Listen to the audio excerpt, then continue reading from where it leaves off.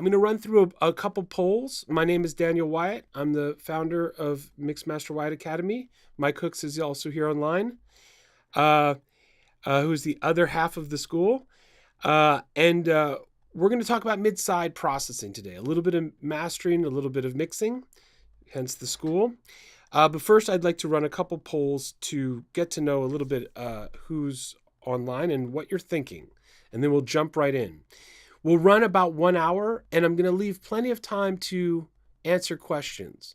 So if you have mid-side questions or any mixing and mastering questions, we will have plenty of time to get to those. And we're running a crazy 1-week spring fever sale. So everything is as cheap as it was when we started the school 18 months ago. It'll never be this cheap. So if you're thinking about taking a mixing and mastering class, buy it this week and save a bunch of money. And we'll have plenty of time to talk about that. So classes, the live trainings start up again in a couple weeks, but you can start watching the videos tonight, start coming to the office hours. It's all there for you. Okay, so let's run some polls. Just a couple questions for everybody here. 34 people and growing. Let's start with this one. When it comes to mixing and mastering, which activity do you find the most difficult? Compression, reverb, EQ, gain structure and level balancing, or modulating effects? And you can choose one or more. Which one is the most difficult for you? Vote, vote, vote.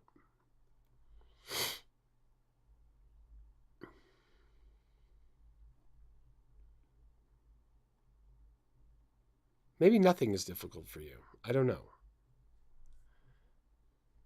Okay. Compression. Yeah. I get that. And gain structure and level balancing, reverb is right up there too. Modulating effects and EQ, not so much. Okay, good. Good to know. Here's a question about today. Do you feel that you understand mid-side technology? Do you feel that you do understand what this thing is? Oh, good. Good. This is because we're a community of intermediate and advanced people mostly, and also some new people, which is great. Everyone's welcome. But some people don't. Okay, vote. 80% feel that they do. Good. And 20% feel that they don't. Also good. We will go over it. How often do you use mid-side technology? Never, rarely, sometimes, often, or every time you mix and master?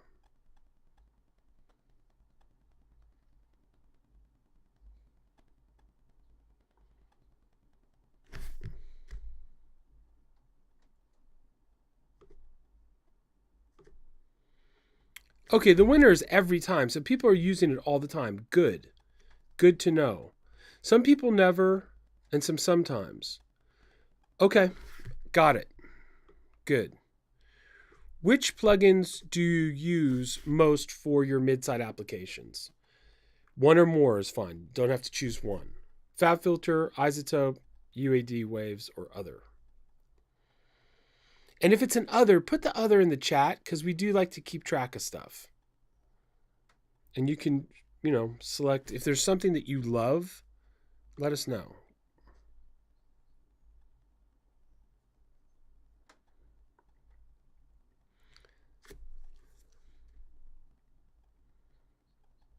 Okay, good. The winner is Amsterdam. FabFilter. Amsterdam. Great. Some iZotope and some everything else. And some Waves in there too. Some BrainWorks.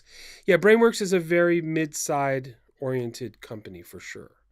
And they do good stuff.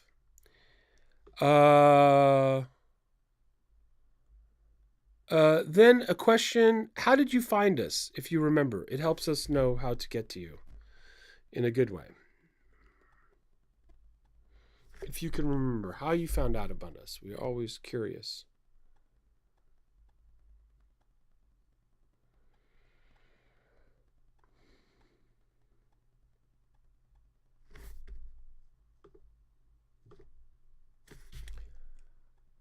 It's an even spread here, but Facebook wins with 36%, followed by word of mouth. Some Google, some YouTube, and some forums. Good.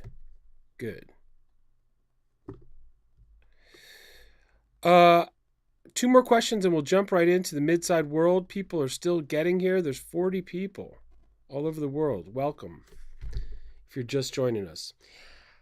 You can do one or more. How do you like to learn? 2-month course with live training, a video self-study course, but you can come to office hours and ask questions. We have that. One-on-one, we have that.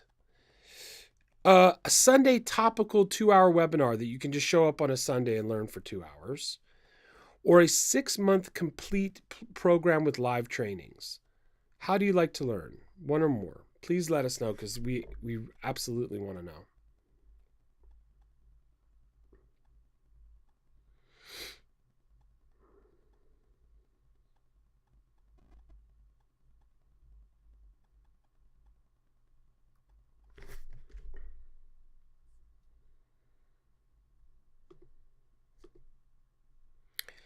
Well, it is pretty even. Self-study with live office hours wins, but not by a lot. And a lot of people want one-on-one. And a lot of people like the 2-month live trainings. Good to know. Okay, we have everything, so that's cool. It's a webinar, Peter. It's a webinar. But we always like to talk to you guys live. Plenty of things to show you. I like the passion. It's fine. Don't worry. One last question. Is this your first Mixmaster Wyatt experience? Yes or no?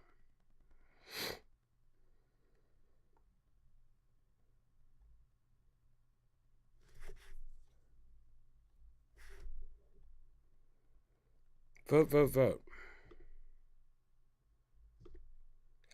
Wow, lots of new people today. Wonderful. Welcome, new people. We do this all the time. Sometimes we don't always let you know when they're happening, but we like to keep you on your toes. But welcome, and thank you for coming. And all the return people, welcome. Good. All right. Let's talk a little bit. Let's start the webinar. We'll start it now. Probably run up about to the hour mark. I'll leave time for questions if anyone has questions. I remember the first time someone showed me Midside technology. It was Chris Muth from Dangerous Music, and he invented something, I think he called it the Dangerous Ass. I think that's what it was. And it was a Midside box, analog Midside box. And we were at an AS show in New York, and he was like, Danny, come check this out. And he had this great River EQ, and it was all set up. And this was a long time ago. And it was the first time that I'd ever heard the sides soloed in a piece of music. And I'd played with it a little bit, but I'd never really just heard a stereo mix with the sides soloed. And I was like, how in the world can you do this? Like, this is quite amazing. So that was my first introduction to it, and it blew my mind. Midside technology, since people mostly know what it is you can take a stereo signal and you can separate out what is common to both sides, which is the center, and what is not common to both sides, which is the sides. So sum and difference, or mid and side, are the same thing. Now, a purely mono signal, something that has the same thing on the left and the right, has no difference. So mid-side technology doesn't work on pure mono signals. If you want to play with stereo width on a mono signal, you have to stereoize it using the Haas effect or stereo chorus or a stereo pitch shifter or something that creates left-right difference. So, not to get too technical, but to create a mid-side matrix, you take a signal, you make 2 copies. One you force to mono, which cancels out the sides. One you subtract the mono, which leaves only the sides. And now, once you've done that, you can do a whole lot of things. You can adjust stereo width by turning up the sides relative to the middle. You can EQ and compress the side and the mid signals separately. And then you can put Frankenstein back together again like it never happened. Absolutely blew my mind the first time that I started to work with this. It felt like pure magic. Why do we care? Why, aside from the fact that it's really cool that we can take something apart, play with it, and then put it back together like it never happened, why do we care? Well, in mixing and mastering, we like to sort of think about things as in terms of the middle and the sides. A very typical mastering technique is to take the sides and roll low frequencies off the sides, which focuses the low end in the center and makes the sides bright and airy. So that's reductive EQ in a mid-side context. But we can also use mid-side compression and mid-side dynamics, where in mastering we can take a stereo signal and put pressure on the center, right? What lives in the center? A kick, a bass, a snare, lead vocal, lead melody. You know, if you did a mix and you took the kick drum and you panned it hard to the left, that would probably annoy you like crazy to try to listen to that, you know? I mean, there's Beatles records and there's old Jimi Hendrix stuff that has the drums all on one side. I always find that I want to listen like this or something. It's a weird way to do it. But there are all kinds of cool things we can do once we've separated out the mid and side signal.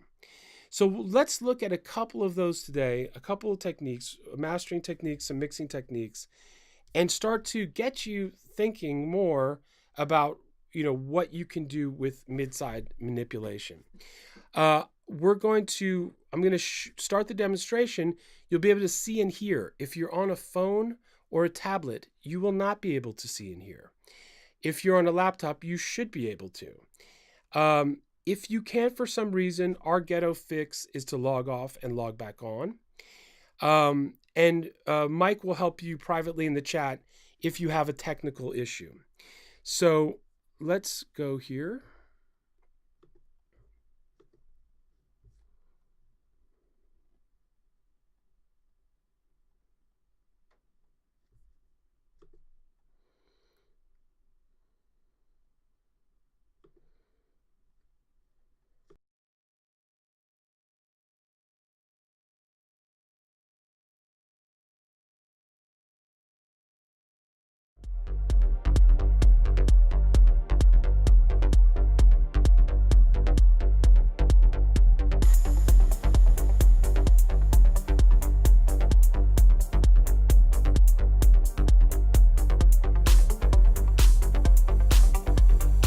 Okay, so hopefully people can see this beautiful Elsia compressor from Germany, mastering compressor, the Alpha compressor.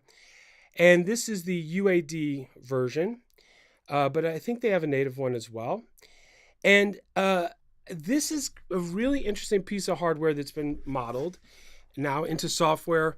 And it's a wonderful example of a mid-side sort of based compressor. You can do stereo compression, but this thing I think really shines in mid-side mode. It's got transformers which give it a warmth and a fatness, and it's got a sound to it. Actually, it's got a very kind of a warm sound to it. So we're going to use it, and in mastering we use analog modeled compressors for what we call musical compression.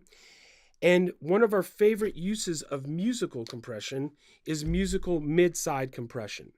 In our school, we differentiate between musical tools and technical tools. Musical tools are usually vintage analog tools that have saturation characteristics to them and have quirky kind of designs that force you into making musical choices. And that would be UAD and Slate. That's really what we use quite a bit at the school. And then on the technical side is more the clean, clear, modern digital thing. That's FabFilter, iZotope. So in your arsenal, in your toolbox, you want both. You want some fun analogy things, and you want some modern digital HD things. So this is going to fall into the musical analogy side of things. And this would be a musical compressor that works extremely well in mid-side mode. So let's just give it a quick listen as a saturator.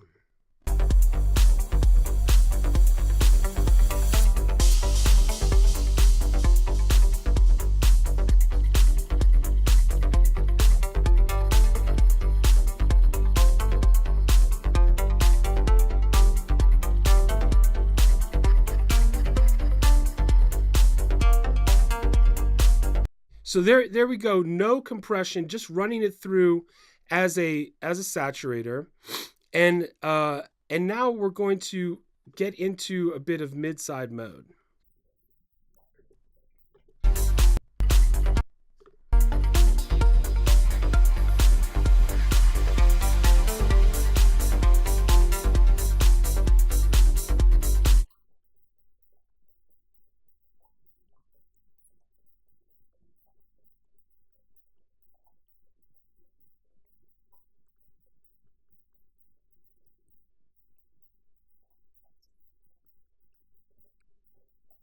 And so what we're hearing right now is just the sides.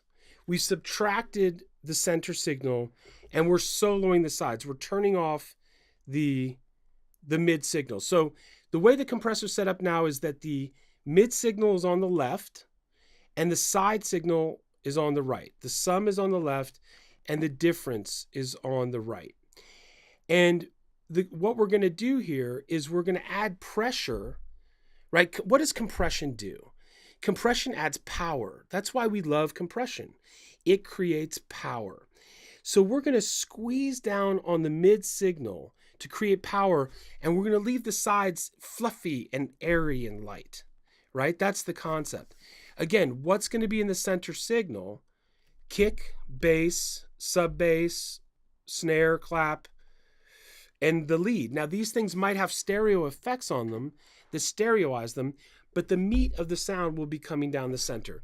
So once again, when I first heard this blew my mind. Here again is the center subtracted, hearing only the difference. What do you hear?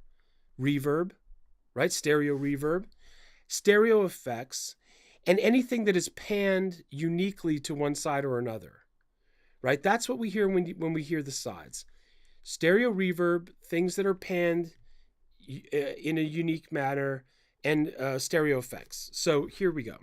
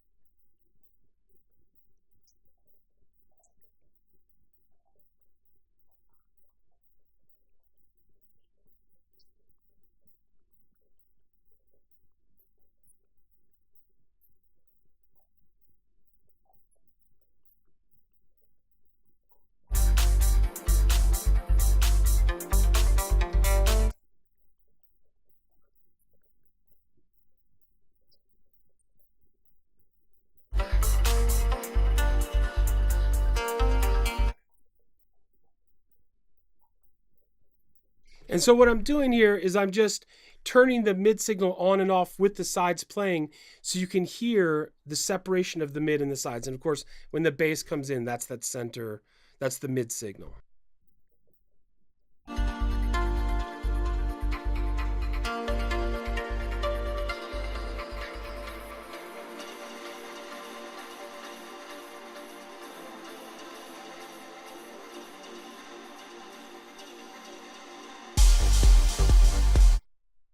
So that's a really good sort of just ear training wake up to hearing the mid side.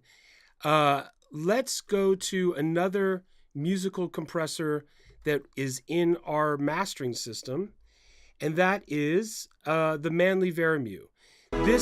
This works in stereo mode, but also in mid side mode. It's sneaky. That little MS, those two little switches in the center, turn this into a mid-side musical compressor. Say that again 3 times fast. It's a mid-side musical compressor. This has a different sound. It's transformers, but this has a tube sound. So this adds a lot of brightness. It's flattering just to run the signal through it, but it also allows us some wonderful mid-side adjustment. So let's look at some mid-side musical compression with the Manley Veremu.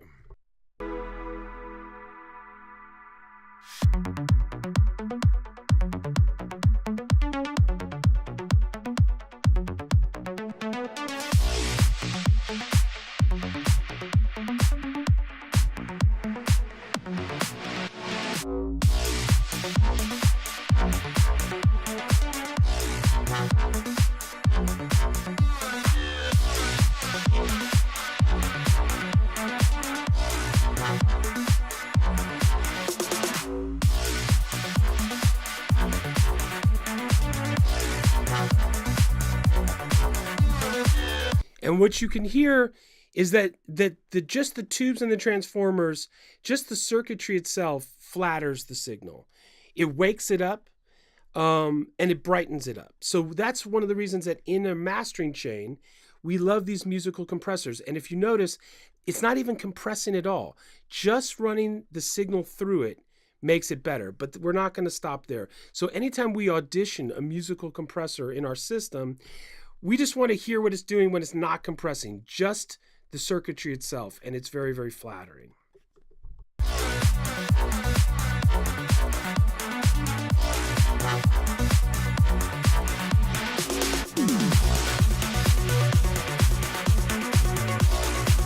So the next thing we're going to do in a mastering context for mid-side compression, mid-side musical compression, anytime you have a compressor that has an internal sidechain filter and you have it on a whole mix that has drums or forward moving bass, you always want to flick that in, the high pass sidechain filter. What does that do? It makes sure that the low frequency dynamics are not triggering the compression.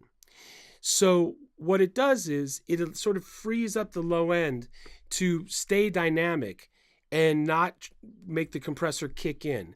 And it gives you a lot more kick and bass power. Sometimes it's variable, sometimes it's not. Here it's sort of just like probably a 2 dB cut at 100 on the internal sidechain filter, but it frees up the kick and the bass to be bouncy, which of course we want that.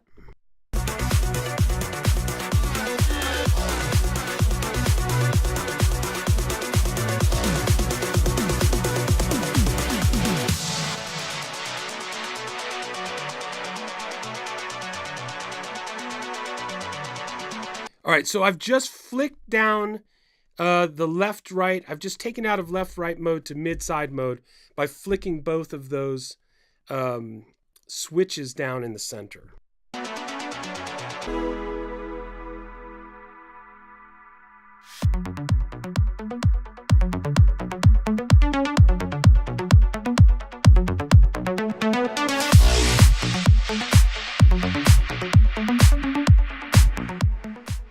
Now, just to get to know this particular musical compressor, it's a saturator, right? It's adding even ordered harmonics, odd ordered harmonics, a combination. It's making the sound richer and denser. And at our school, we're all about our saturation, right? So the way you increase the amount of saturation here is with this dual input. So this gives us a sense, an ability to fine tune the saturation. And this doesn't have separate saturation control for the mid and the side signal. So you're saturating the mid and the side equally with the dual input. And you can get quite a few different sounds out of this Varimu depending on how you set the dual input.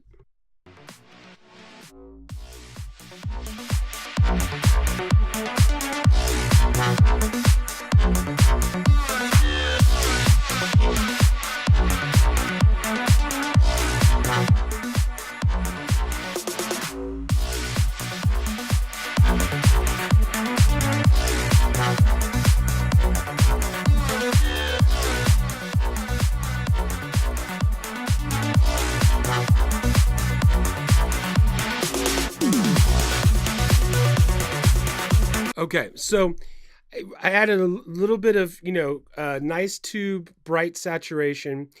And if it got too loud, then you pull back the outputs. Now you notice the outputs are still linked, but linking the outputs is not what we want because now the outputs are not left and right. They're mid and side. So the mid's on the left, the side's on the right. And we're going to be able to use that output on the right as a widener because it's going to give us independent control of the side signal, and we're going to get this beautiful width from that. And to unlink the stereo controls or the mid-side controls is down there. I know all these switches on the Manley are little. It's the lower right thing that says link and controls.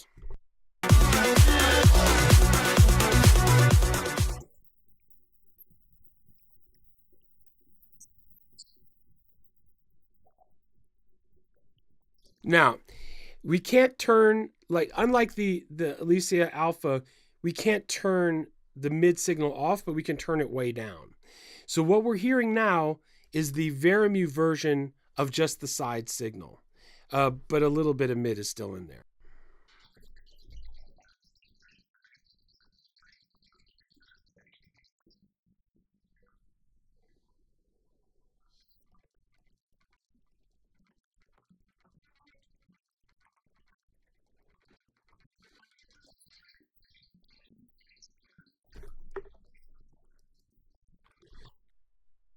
We're hearing stereo effects, stereo reverb, and things that are panned. What are we not hearing? What was in the center? The kick, the bass, and all that.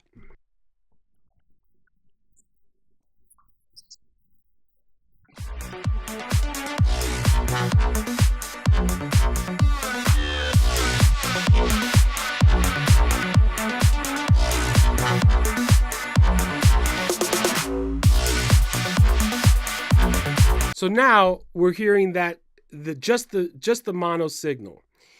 And it's funny because after you get your ears tickled wide by this mid-side thing, the mono thing feels like, I don't know, it's not nearly as fun, right? Just you're begging, you want those sides back.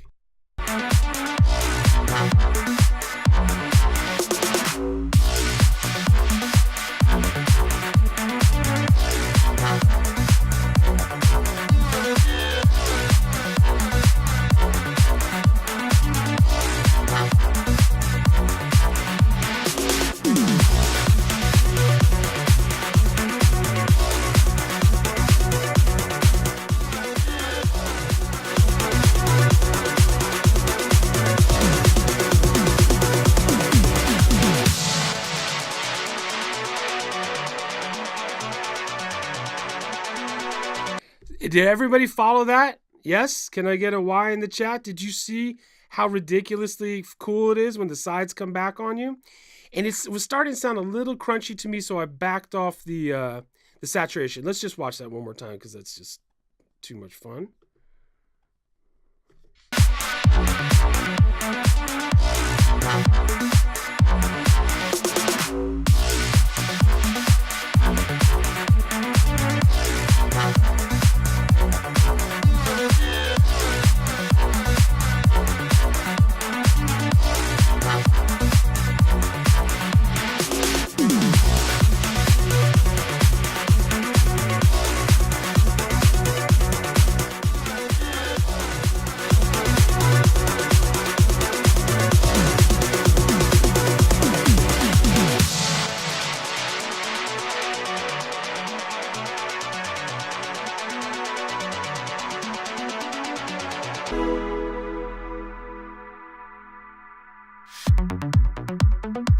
Okay, and I know there's questions flying around, so hang out. I will after the presentation, just remember your question, text it to yourself or something, and I'll run through the questions at the end. Now, okay, cool. We've used it as a mid-side widener, but we're not really doing any compression yet. So one of the techniques in musical mid-side compression is just like we said before, to squeeze the center a little bit, to create a little bit of pressure, a little bit of power down the center, but leave the effects really uncompressed with their very natural attack and decays, so that they're fluffy and floaty. So we can compress the mid signal just a little bit and leave the sides uncompressed. And we'll see a little bit of gain reduction on that left meter, which is just going to be showing us a little bit of compression or gain reduction on the middle signal, and we're not going to see that on the side.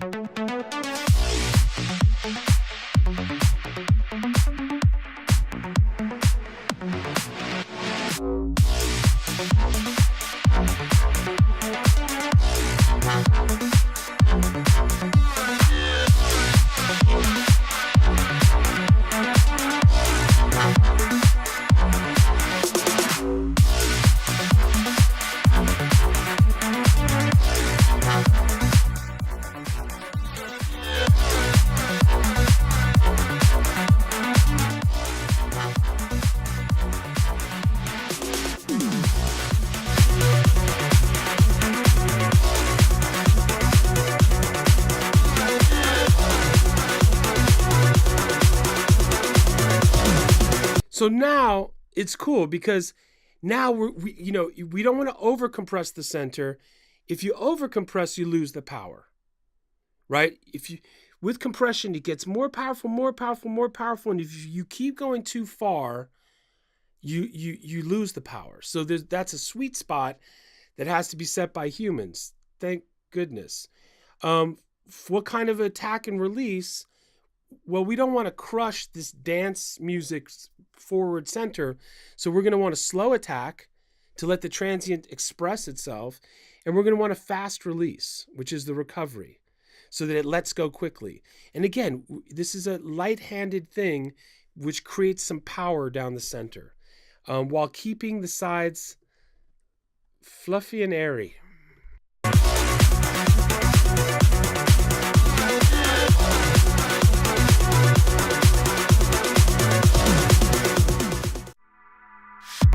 Okay.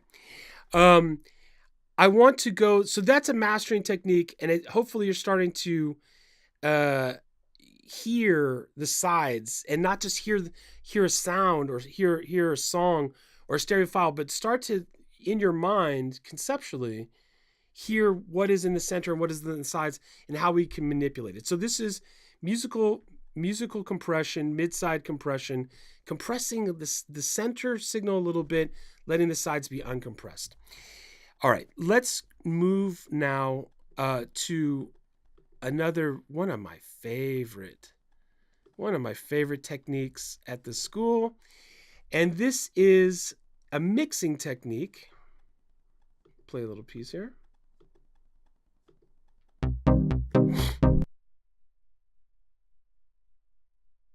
One of my favorite mixing techniques. Now, when we do mixing shootouts at our school, where like 4 mixers all mix the same song and we compare it twice a week for a month, we do 1 song a week, 4 songs during the month, and it's limited to 4 people, and everyone mixes the same track and we compare. We talk about, it's called mixing shootouts. We do it for mastering too. We listen to each other's centers. How clean is your center? And when we talk about the center, it's mid-side talk that we're talking. And we say, is your center clean or is there traffic in your center? Right? Who should be the star of your center? Your kick drum should be a star. Your bass should be a star. The main part of your clap and snare, even if it has stereo effects, should be a star. Your lead vocal should be a star. You should have space for your lead vocal. You should clean out your center. Sounds kind of like what? New Age or something, right? Like a New Age spa. Clean out your center. But seriously, you want a clean center. Well, how do you create a clean center? You can do it with a Haas effect, which widens things and opens up the center. You can do it with static mid-side reductive EQ, right? But you can do it dynamically, which is the sickest, actually. So what this means is that if one element is supposed to occupy the center, the other element gets to hang out, but its center gives away to the center of the dominant sound, right? Mid-side side chaining. Now, what is side chaining? We always say in our schools, side chaining is like dancing the tango. Right? 2 dancers are dancing the tango. One dancer lunges forward, and right at that moment, the other dancer steps back, and it's beautiful. And what would happen if one dancer lunged forward and the other dancer stood still? They'd crash and knock each other over. No Dancing with the Stars. Even worse, what if both dancers are stepping forward at the same time? They crash, right?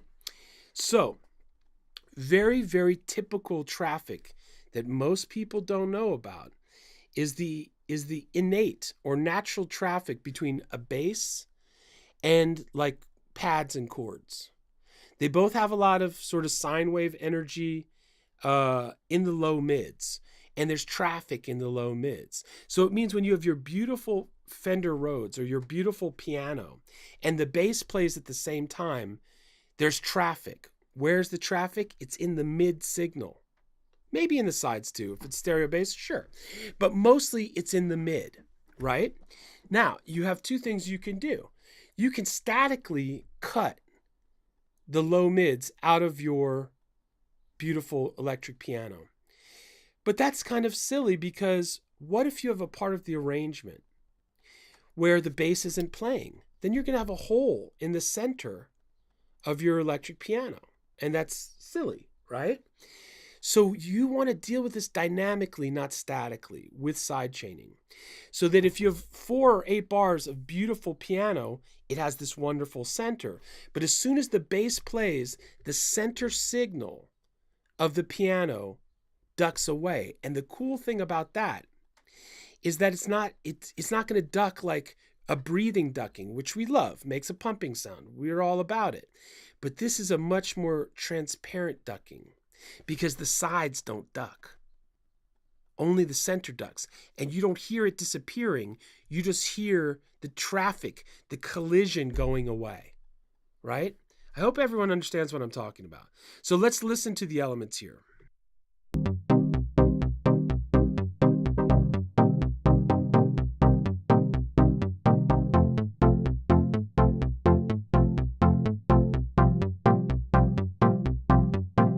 And first you listen to those 2 elements playing and you're like, oh, it sounds fine.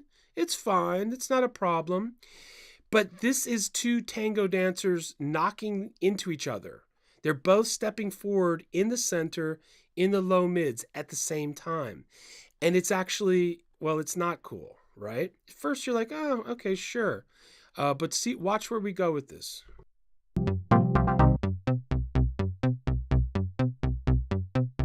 And that's the bass line, just soloed, so you can make a mental note of what that is.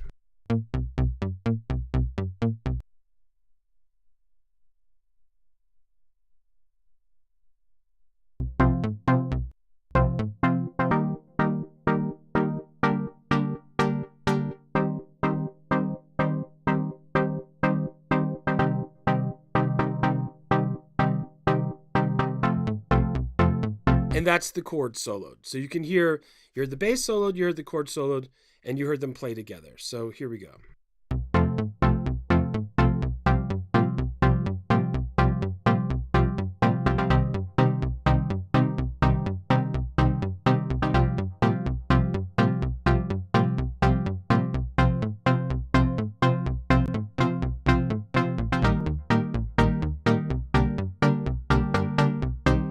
Okay, so we looked at our musical dynamics tool, our musical compressors. We looked at the Alpha. We looked at the Veramu.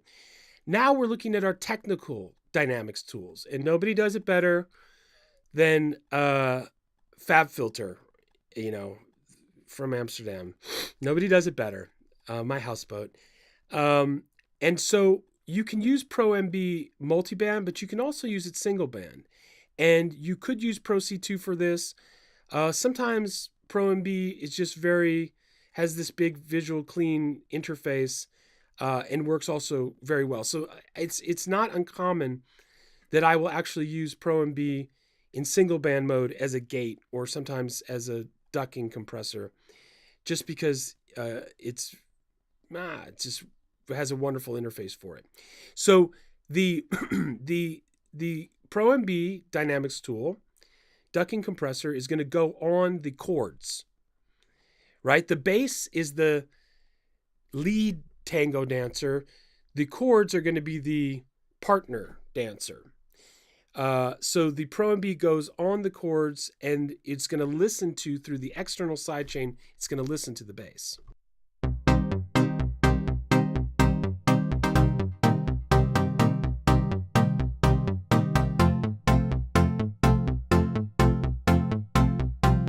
Now, here's another thing that I love about Pro MB and FabFilter in general, is that when we're in Logic, we went to the upper right-hand corner and told Pro MB, hey, don't listen to yourself chords, listen to your dance partner leader, the bass.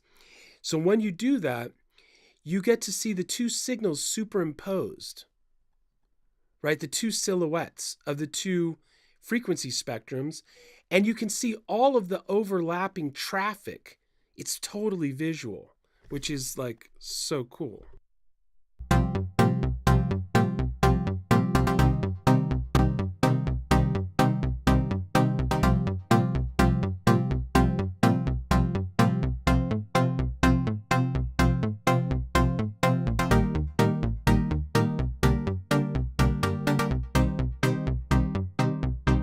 So this is me making Pro MB single band. And then I go to expert mode, and I'm going to tell it to listen to the external sidechain signal.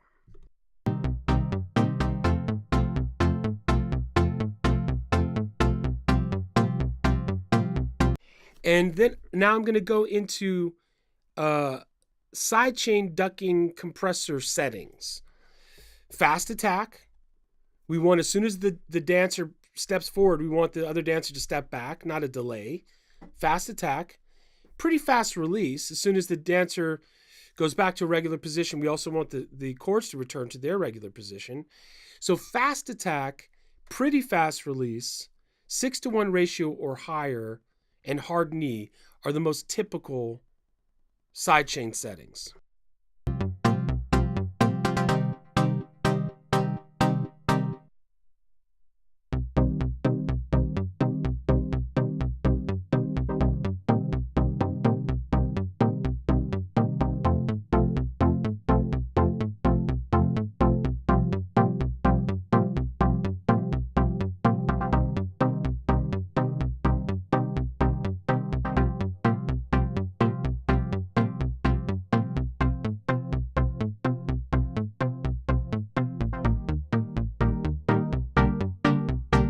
Okay, so now we're showing some extreme sidechain ducking of the chords to the bass, and it's cool, but it's not what I'm looking for. I'm not looking for an obvious breathing compression to make a pumping groove. I'm looking for traffic management, transparent traffic management. So far, this is not doing what I want. I don't want you to feel the chords going up and down. I just want you to feel the traffic going away.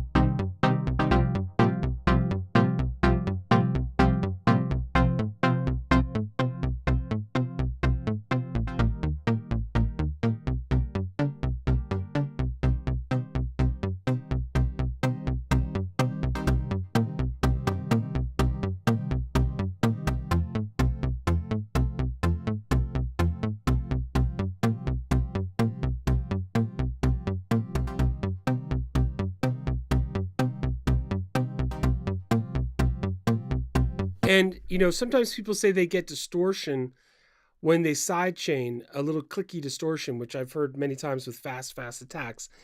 And again, in FabFilter, there's a wonderful ability to use look ahead, which uses your latency buffer in your DAW to get in front of the transient and pull it down before it happens, and is wonderful for minimizing distortion. So that's the look ahead right there.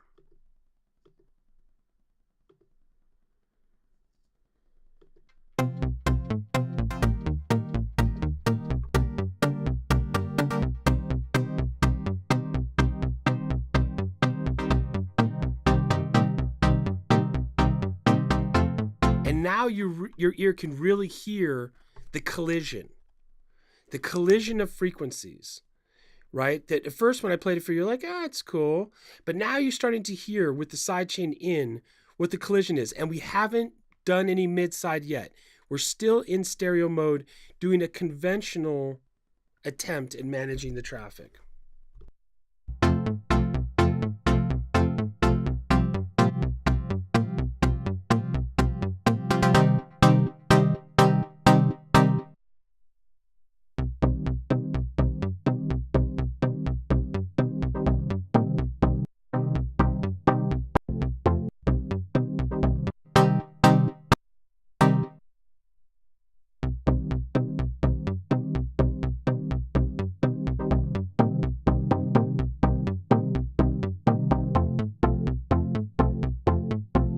Now the fun begins.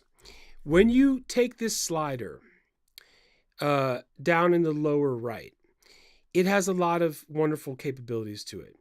If you go all the way to the left, it does a stereo unlinking. And for those who don't know about unlinking your stereo compressor for stereo sounds, it's a wonderful way of preserving and sometimes creating a little extra width.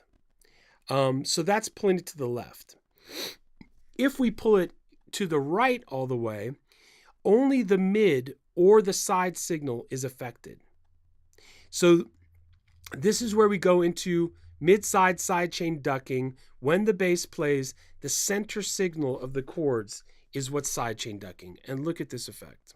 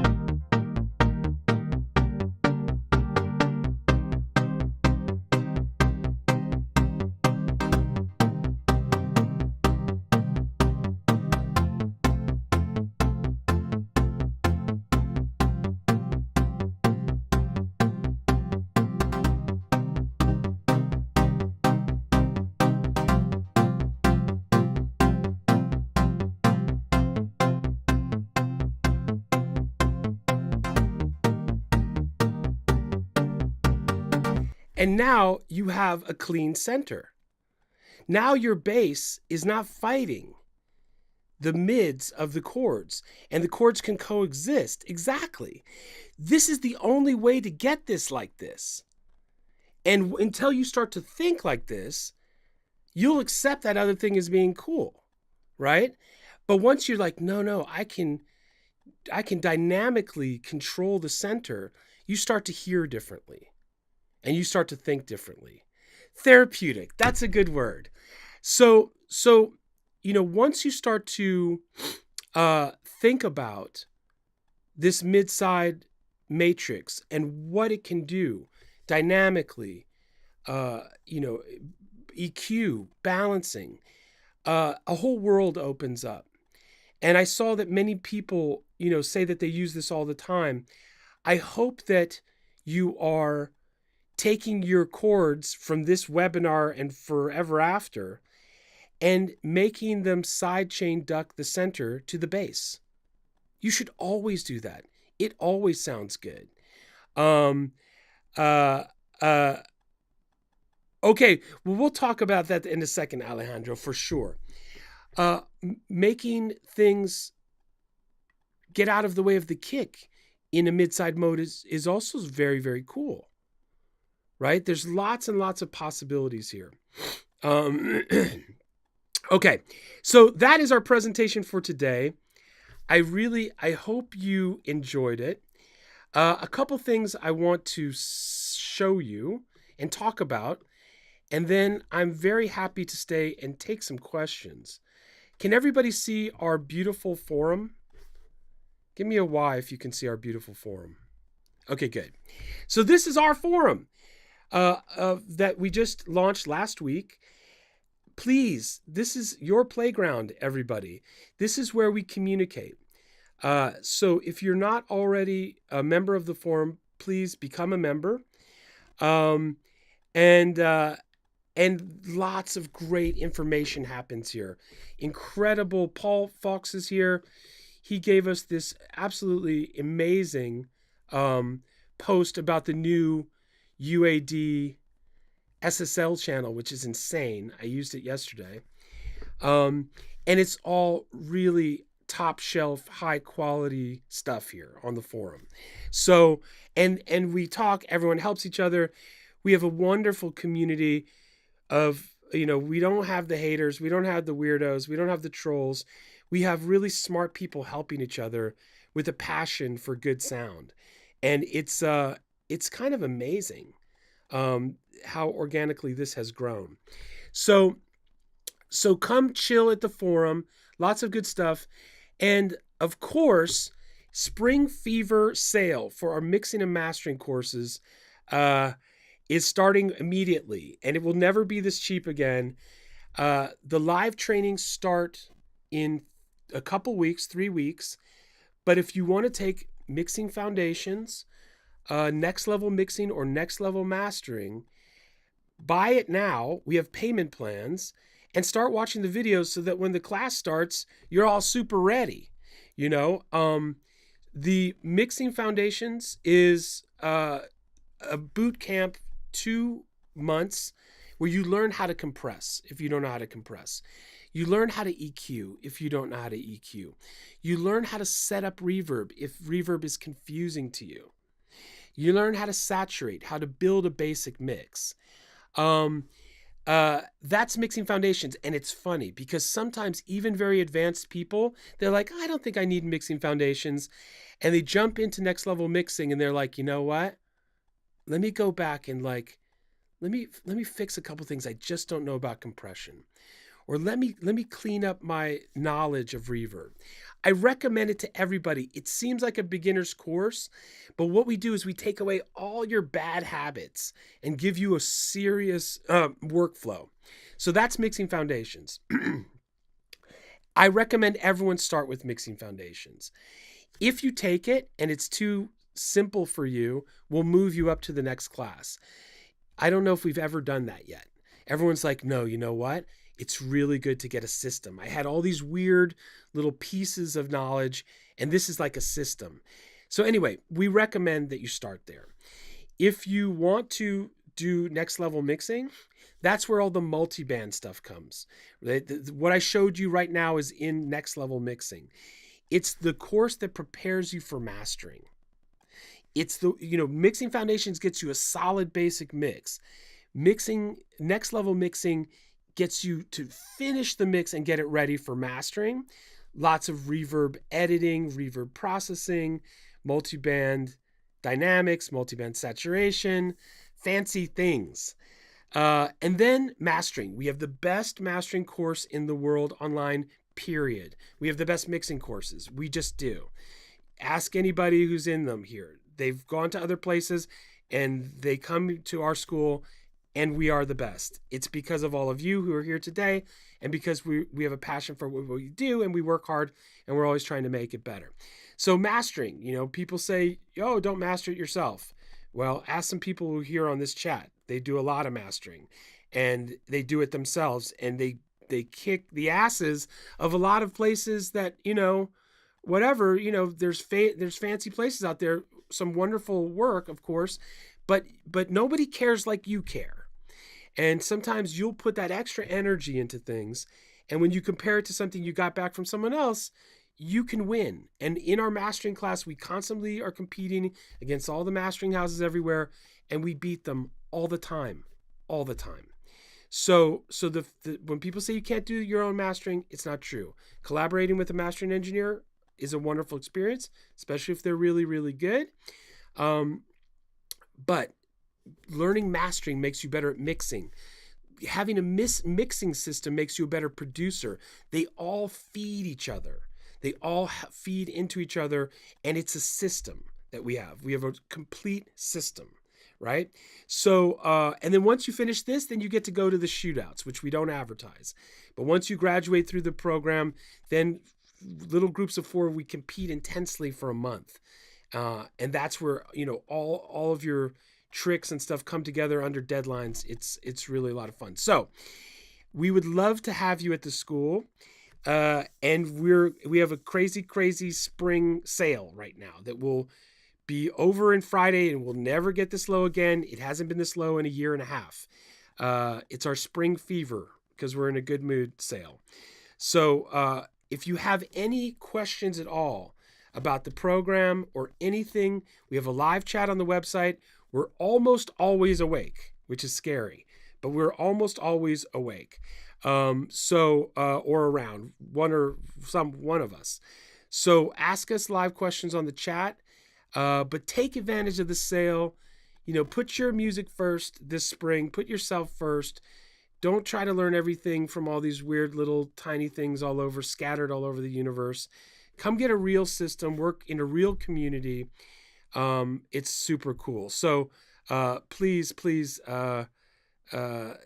take advantage, and we'd love to see you. If you need a payment plan or if you have a question about which course is right for you, let us know. If you start a course and you want to move up or down, it's never a problem. Okay, so that is my that's my spring fever sale course overview. I'm ready absolutely to take any questions about this presentation today, or anything that I could try to answer for you. I'm happy to do. Okay, Tiago says, about mid-side, when working with leads that contain multiple layers, yes, is there a rule? Especially when we want to create that effect, that in your face, yes. What's the best way to do mid-side process, several layers of sound? Which ones are recommended? This is a really good question. So Tiago's question is, when we have a melodic lead, that's really the star. If you have a vocal, it's a vocal. If it's not a vocal track, the melodic lead is the star. And for that melodic lead to sound big, sometimes it's layered, different textures and different frequencies. And sometimes there's some stereo delay to create some width, some stereo effects, some stereo reverb. So how do you deal with this from a mid-side perspective? Well, it's a very good question. When we think of panning energy, I always describe it somewhat as like a flower arrangement, right? Where the low frequencies are the base of the flower arrangement. Has anyone here done lots of flower arranging? I'm sure you have, right? Lots of flower arrangers here. If the low frequencies start low, and then the mid frequencies live a little wider, and the high frequencies can live very, very wide, right? The lows live in the center, the mids are a bit wider, and the highs are even wider still. So what you could do is use one of my favorite tools is the Ozone Imager. Does anyone use that? Ozone Imager? Such a great tool. So this has a Haas effect built in that you can turn on or off, and it has a multiband widener. So typically speaking, you would create an aux. You would send all the layers to an aux after treating them perhaps separately. You would take your ozone widener, put it on that aux, and you could Haas effect it, widening the mid-range, widening the highs, and then probably the low mids perhaps a little bit less, and the lows you could narrow. You could run the other way and streamline the lows. So the low mids had a lot of difference. The lows were right down the center, so not clogging up the sides. And the highs could live quite wide, and that would be a very typical approach. Lots of Ozone 7 Imager all day. I love that thing. It's a very unique tool. I don't know of anything that does exactly that. Very good question. Other questions? Anything? I still use Ozone 5 Mastering Reverb. They discontinued it and it made me sad, so I still use it. Alex says, what would be the best way to use FabFilter Pro C2 or Pro MB for the external sidechain in Cubase? Had a little trouble to set the input in expert mode while working in Cubase. Very interesting that you talk about Cubase, because there's some news around our school and Cubase coming up soon. That's all I'll say. You'll see it on the forum. In Cubase, when you use those plugins, you need to make sure that they're now I don't want to say this wrong. I think it's VST3. You see the three little slashes. And the three little slashes mean that it's optimized for the internal busing system of Cubase. So if you pick one of those, you'll see when you open up the plugin, that there's a little sidechain enable tool. If you don't see it, you don't have the right version of the plugin. And excuse me, that drove a lot of people nuts, including me, until I understood it. Once you understand that, you enable that, and then you go to the sends section, like you're sending reverb.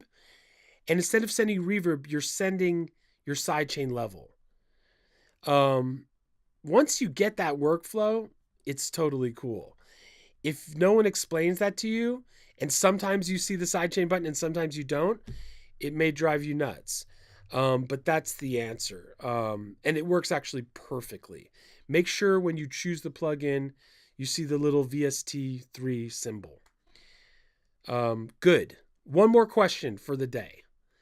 Last question. Anybody, mid-side or anything? My pleasure, Alex. Thank you for coming. Ryan, what is the differentiation between sound design, effects chains, and mixing? Yeah. If I'm working on designing a lead and I'm not mixing with any other elements, but it's comprised of various layers that need to be mixed together. This is a very good question from Ryan. No. I totally get it.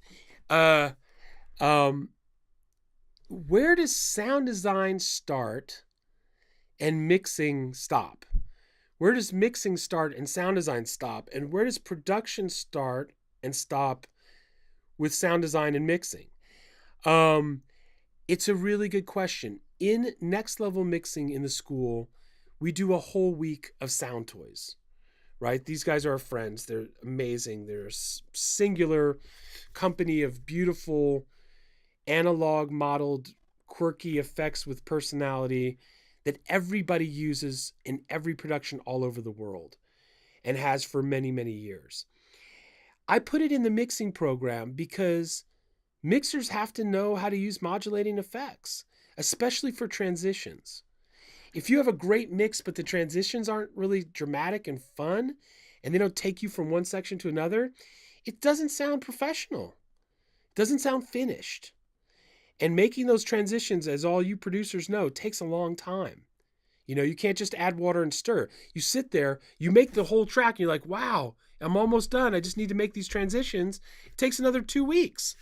So in Next Level Mixing, I just want to make sure everyone in our school knows how to use a phaser and a flanger and Echo Boy and Primal Tap and a tremolator and a Pan Man. You know, you can't just leave it for the producers. Sometimes you got to do some extra production. So it's in the mixing class. Now, in our sound design class, there's a ton of sound toys too. And that's our sound design. Half of our sound design class is sound toys. So it's, what do they call that? A Venn diagram, where like it's 2 circles and they have a common circle, right? I think in that common circle is a lot of those effects. So I think that as you become advanced with your mixing workflow, you start to relax as a producer. If mixing is a painful and time-consuming and frustrating prospect, then it's a terrible idea to mix while you produce, because you'll just get frustrated and kick your chair and leave. If you have a mixing workflow that is like yours, then you can mix and produce at the same time, fearlessly. And if you've gone all the way through to the mastering stage, you understand the entire process, it changes the choices and decisions you make while you're producing. So I think that you're always mixing, you're always producing, and you're always doing sound design. I do think that. I think ultimately you're always doing all of them. Do I know some people who just produce and don't mix at all, and then walk out the door, put on their mixing hat, come back in, and they're the mixer? Yes. Does that work? Yes. Is there more than one way to do things? Absolutely. But I think getting a solid mixing workflow is key to everything, to producing, to sound design, to everything. And until you have a real workflow, well, it's a lot of trial and error, and it's painful. It takes time. It's no fun. So I think, okay, good. That makes sense. Okay, good, good, good. All right, you guys, listen. Thank you, everyone, for coming out today. New people, welcome. We do this all the time. If you like this presentation today, this is what our school is. This is exactly the school experience, which is why the live webinars are a real example or a window into our school. And all the OG returning webinaristas, always great. The loyalty, the support, it's amazing. We appreciate it so much. And all the contributions to the school from all these amazingly talented, passionate people all over the world. My pleasure. Thank you for coming, Peter. And everyone, have a wonderful, wonderful evening and afternoon and morning if it's still morning for you.